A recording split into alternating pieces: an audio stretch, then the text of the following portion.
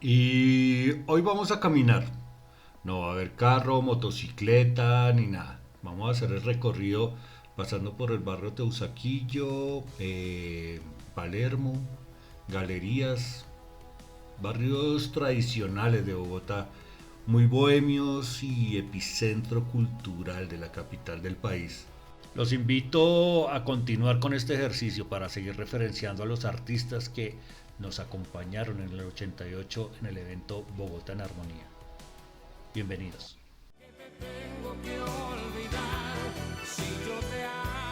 Bueno, y comenzamos con José Feliciano en esta segunda parte, después de la pausa dentro del evento también que hubo. Él tenía 43 años en ese entonces, ya era 10 años mayor que Franco De Vita, por ejemplo. Y el boricua se dice que fue el primero en sembrar el desorden. Su concierto, que debería ser de 40 minutos, pasó a ser de hora y media. Bueno, que a quién se le ocurre organizar un concierto de 10 artistas o grupos y empezar a las 4:30 de la tarde. Pues bueno, parece que a nosotros no. Además eran otras épocas. Pero acá tengo que hacer una pausa. Aquí voy a hacer un paréntesis. Porque tengo muchas dudas. ¿Cómo le fue tan bien a Feliciano y tan mal a Timbiriche? Y ojo, no soy defensor de Timbiriche, de hecho ni me gusta.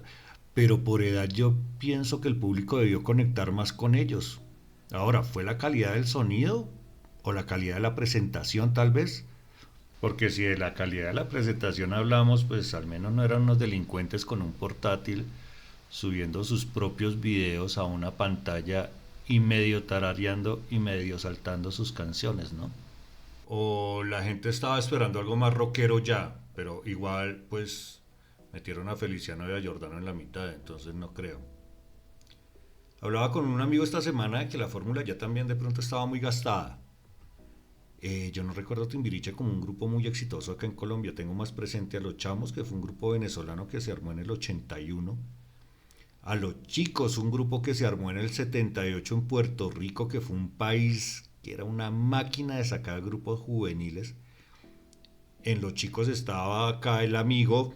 Y también de Puerto Rico salieron los recordadísimos Menudo del 77, que dentro de sus múltiples generaciones, porque los iban cambiando cuando ya cumplían cierta edad y les iba cambiando la voz, de ahí salieron dos personajes con carreras diferentes pero muy sólidas.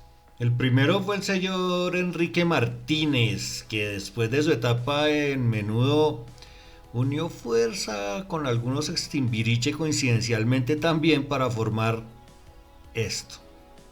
Y después como solista continuar su carrera con canciones a veces sentimentales y otras veces pegachentas, pero no muy inspiradas.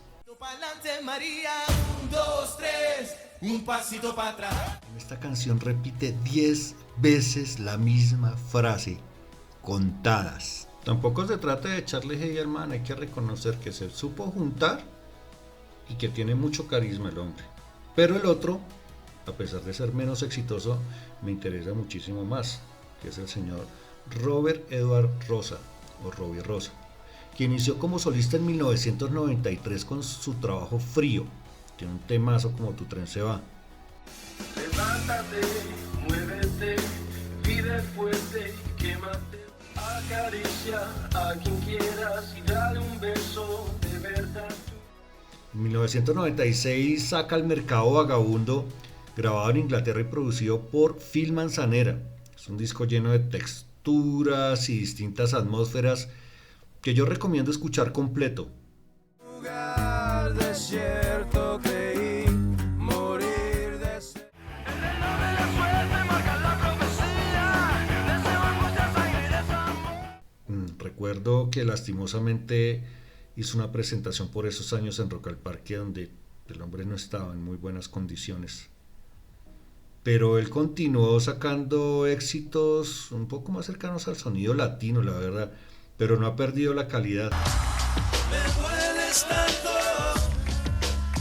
tanto. También hace unos años estaba luchando contra un cáncer y creo que su trayectoria merecería un análisis más amplio, pero En este video no va a ser porque estamos hablando de 1988 y el señor José Feliciano en su presentación en Bogotá en Armonía. La cuestión es que esto sí sirve para dar a entender un poco que siempre se necesitan y existen conexiones en el mundo de la música. Porque si esta niña no le va tan bien, resulta que, por ejemplo, todas estas niñas, algunas con mejores voces, tampoco les habría ido tan bien. Pero volvamos con José, que como decimos aquí en Colombia, el hombre se amañó y se quedó 50 minutos más de lo programado. Empezó a trazar todas las presentaciones del resto de artistas, lo que enfurecía mucho a Miguel, porque veía cada vez más lejana la opción de irse a descansar y al hotel el hombre. Entonces, pues no nos vamos a adelantar, pero eso atrasó absolutamente todo. Desde el momento en que decidió bajarse esa noche del escenario hasta ahora ha pasado bastante tiempo. Ahora tiene 80 años y continúa haciendo colaboraciones, tiene una carrera extensa que arrancó en 1970 y con más de 60 álbumes y muchos galardones entre discos de oro y platino, continúa siendo una leyenda dentro de la música latinoamericana.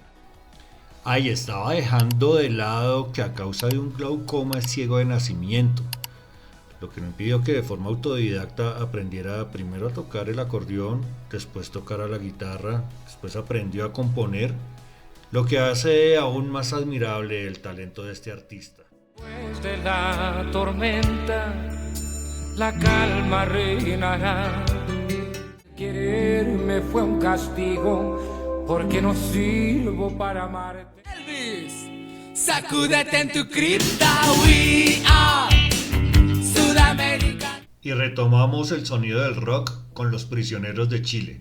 En ese momento tenían 23 a 24 años más o menos. Eran muy jóvenes, pero ya contaban con 3 discos. La Voz de los 80 del 84.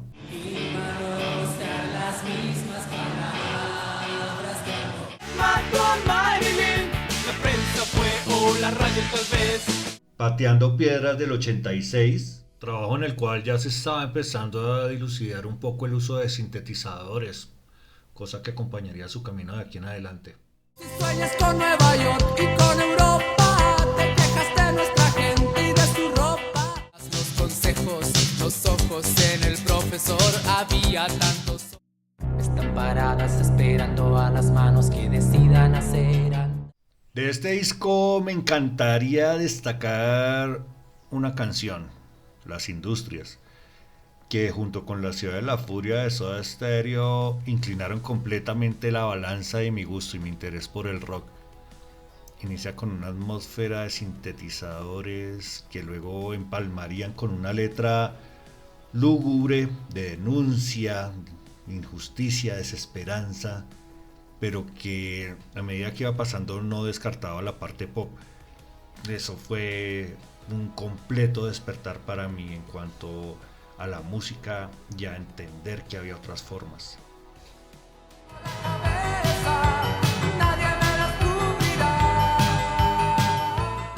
En el 87 también habían grabado Cultura de la Basura, dentro de las que se destacan estas canciones. Tenemos trabajo digno y bien pagado. Nadie está en desventaja ni es maltratado. La última que Y Pa, canción medio insoportable, ya como muy hippie, sonaba 24/7, esa canción se me aburrió bastante.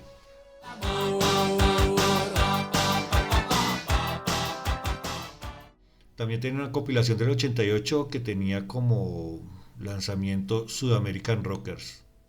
Entonces repertorio sí tenían, y muchas ganas de denunciar el boicot del cual habían sido víctimas en su país natal por orden del gobierno de este señor, ya que su disco Cultura de la Basura pues denunciaba y hacía una crítica al modelo económico y político impuesto.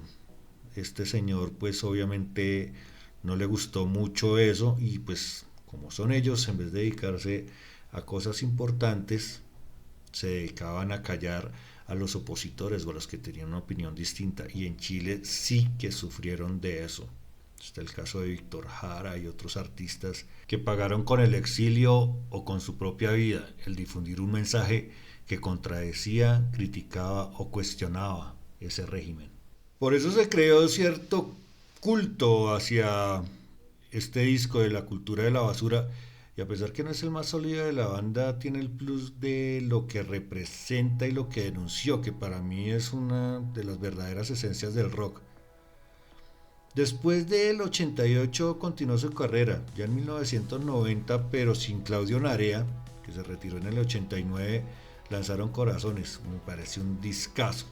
No vuelvas a hablar así, no rebajes estas.